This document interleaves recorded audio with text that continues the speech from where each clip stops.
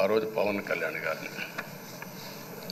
కళ్యాణ్ గారిని assembly gate కూడా తాకనీయం అని పెద్ద పెద్ద డైలాగులు చెప్పారు. 21 సీట్లలో పోటీ చేసి 21 సీట్ని గెలిపించిన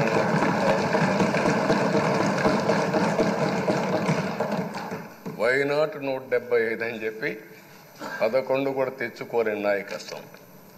అంటే ఏ విధంగా మాట్లాడారు అనేదానికి ఇది ఒక ఉదాహరణ.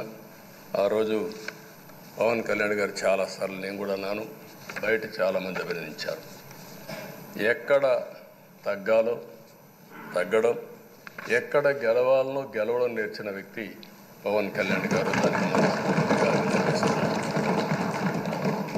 ఈరోజు మనందరం కూడా గుర్తుపెట్టుకోవాల్సింది, రాజకీయాల్లో సుదీర్ఘమైన రాజకీయాల్లో ఉన్నాం. మొత్తం కలిసి 16వ సభ. మీ అందరికంటే సీనియర్ మోస్ట్ నేను. 8 + 1 9వసారి, అంటే 16 సభల్లో 16వ సభ 9 సభల్లో ఉన్నాను. అంటే అన్ని సభలను చూశాను. నా జీవితంలో ఎప్పుడూ చూడని సభ మొన్న జరిగిన సభ, 15వ శాసనసభ. కానీ ఇప్పుడు నేను కోరుకునేది మీ దగ్గర నుంచి,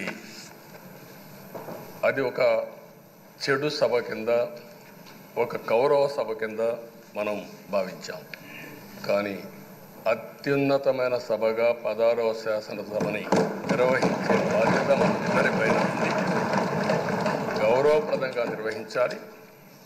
అదే సమయంలో ఇక్కడుండే ప్రతిపక్షాల దృష్టిలో పెట్టుకొని కాదు, 24 గంటలు మనం ప్రజలతో ఉండాలి. ప్రజాప్రభుత్వంగా ప్రజలకు జవాబుదారితనంగా ఉండాల్సిందిగా నేను మిమ్మల్ని అందరినీ కోరుకుంటున్నాను.